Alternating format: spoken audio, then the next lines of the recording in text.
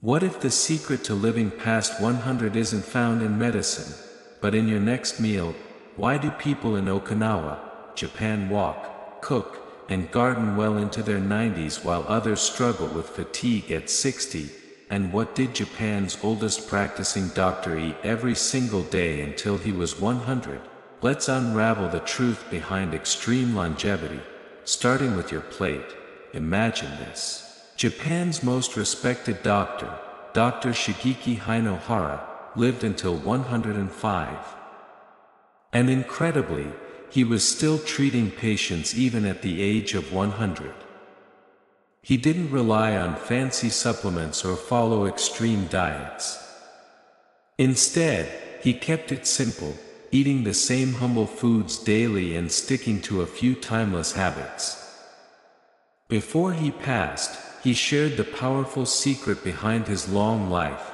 Let's explore it together, so you can begin applying it today. In the United States, the average life expectancy is 76. But in Okinawa, Japan, it's 84, and that's just the average. Many Okinawans live well past 100, still active in their homes and gardens, preparing meals, and enjoying life. So what's their secret? It's not expensive treatments or miracle pills. It's their daily food and lifestyle choices that make the difference. Dr. Hinohara's life offers living proof.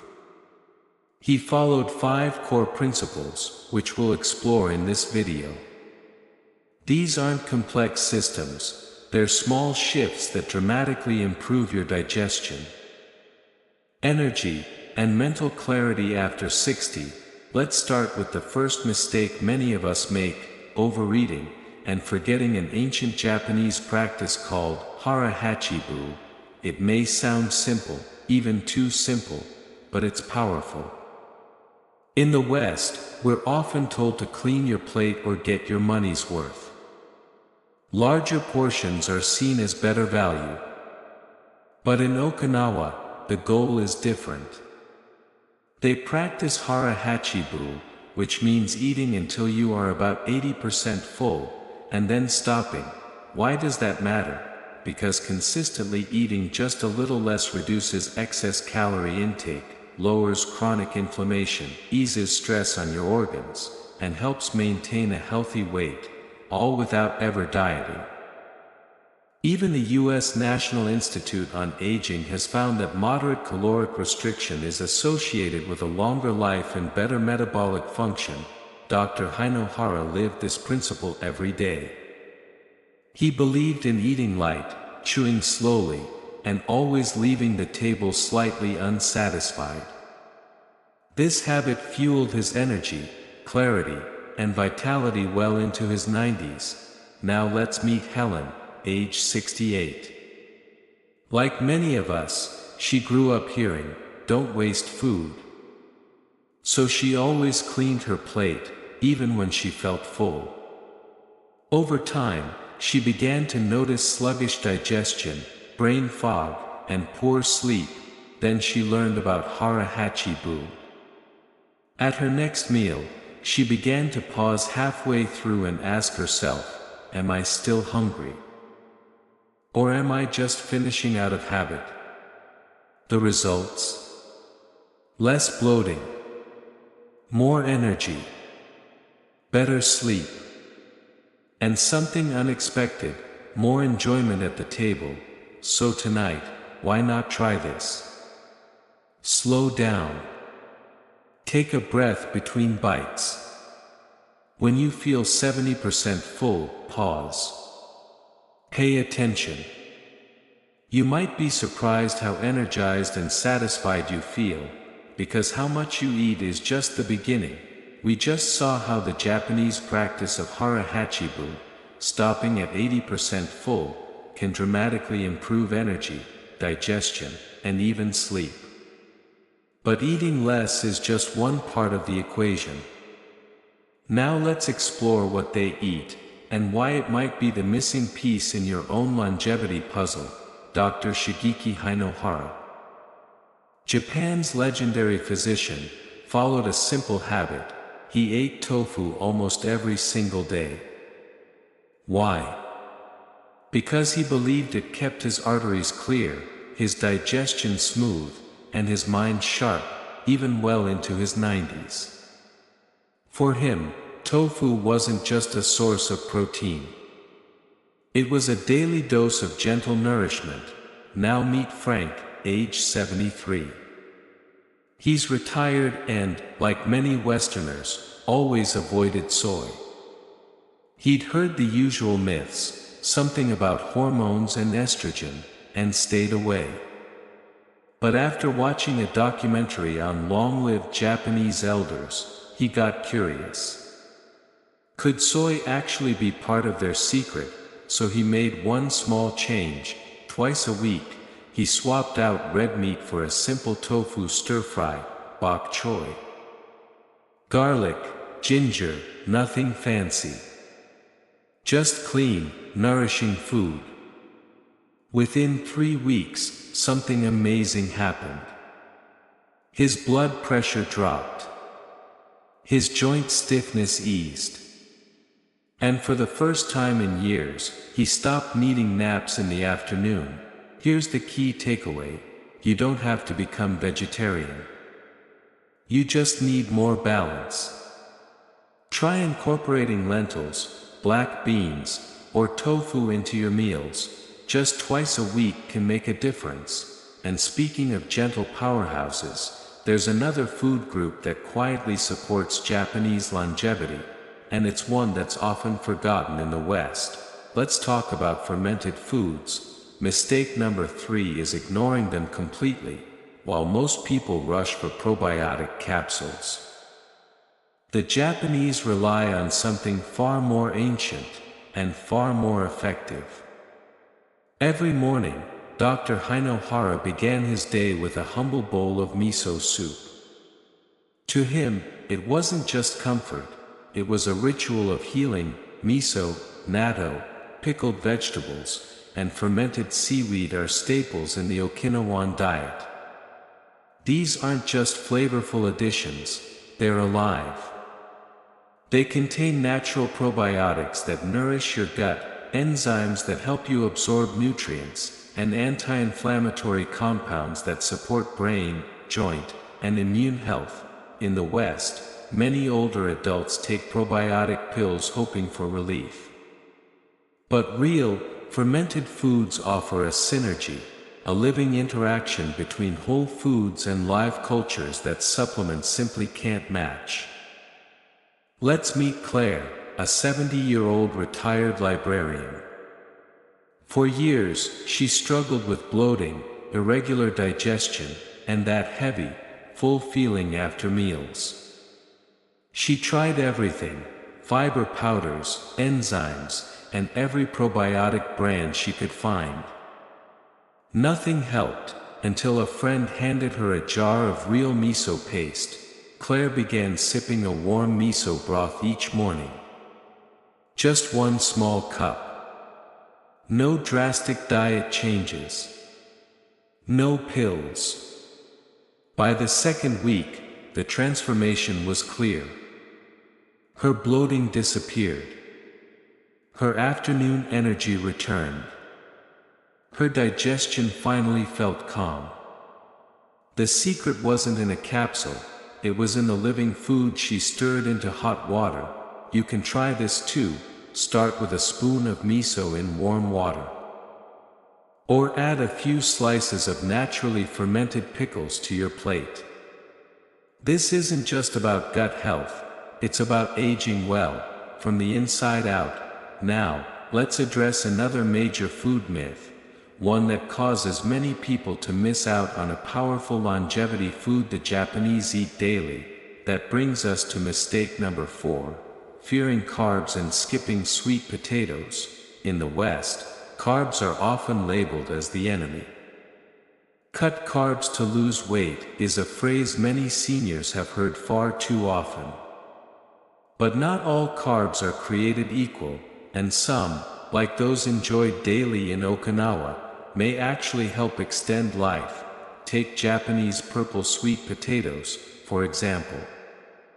These vibrant, purple-rooted gems aren't just pretty, they're a nutritional powerhouse. In fact, they account for over 60% of daily calories for many Okinawan centenarians. Why? Because they're loaded with anthocyanins, antioxidants that protect your blood vessels and fight aging on a cellular level. They're rich in fiber to stabilize blood sugar, high in potassium and vitamin C for heart and immune health, and they have a naturally low glycemic index, meaning no sugar crashes. Dr. Hinohara often chose sweet potatoes over rice. He believed they were gentler on the body and better for long-term protection. And science backs him up. Research from the National Institutes of Health links anthocyanin-rich foods like Japanese sweet potatoes to better blood vessel function, lower inflammation, and slower cognitive decline in aging adults. Now meet Paul, age 69. He was pre-diabetic, constantly fatigued, and frustrated. Like many, he avoided all carbs, including the good ones. But his energy kept dipping, and his sugar cravings were relentless. At the advice of his dietitian, Paul added half a cup of steamed Japanese sweet potatoes to his lunch. Not fried, not sugared. Just clean and simple. Within 2 weeks, he noticed a dramatic shift. His energy lasted all afternoon. His cravings subsided. And his blood sugar levels were more stable than they'd been in months. So what's the lesson here? You don't need to fear carbs. You need to choose wisely, like the Japanese do. Now that we've explored the power of simplicity in food, it's time for one final piece of the longevity puzzle. This one isn't something you eat, it's something you believe. Let's finish with a lesson in philosophy from Japan's oldest doctor. Earlier, we uncovered how Japanese longevity isn't just about what's on your plate, but also the rhythm around it. Now, let's close this journey by exploring a lesson even more powerful than any single food: the way you live your life. Dr. Shigeaki Hinohara didn't follow a rigid diet plan. He never counted calories or tracked macros. Instead, he embraced something far more natural, a gentle rhythm. One that brought joy, simplicity, and meaning to every single day of his long life. Each morning, he began with a small ritual: a warm bowl of miso soup, a peaceful walk, and a few minutes of reading. He never rushed through meals, never overindulged, not because he restricted himself, but because he respected his body. Even in his 90s, he took the stairs instead of the elevator. He remained endlessly curious, continued to give lectures, wrote books, and, perhaps most importantly, he smiled. A lot, he once said. To stay young, you must have fun. Now let's meet Marie, age 71. For years, she was consumed by food rules: low carb, sugar-free, gluten-free. Reading labels became a daily obsession. But the more she focused on what to avoid, the more anxious and exhausted she felt. Then she stumbled upon Dr. Hinohara's story, and something shifted. She decided to stop chasing perfection and start building rhythm. She began walking 20 minutes each morning, no matter the weather. She slowed down during meals, started brewing tea in the afternoons, just to sit quietly and breathe. She even planted a few herbs by her window and found joy in watching them grow. That shift changed her life. Because true health isn't just physical. It's emotional. It's mental. And above all, it's rhythmic. So here's what we've learned. Don't just count protein. count peaceful mornings. Don't just cut sugar, increase your laughter. Don't just fix your meals, nourish your soul, and if you're unsure where to begin, start simple. Start joyful.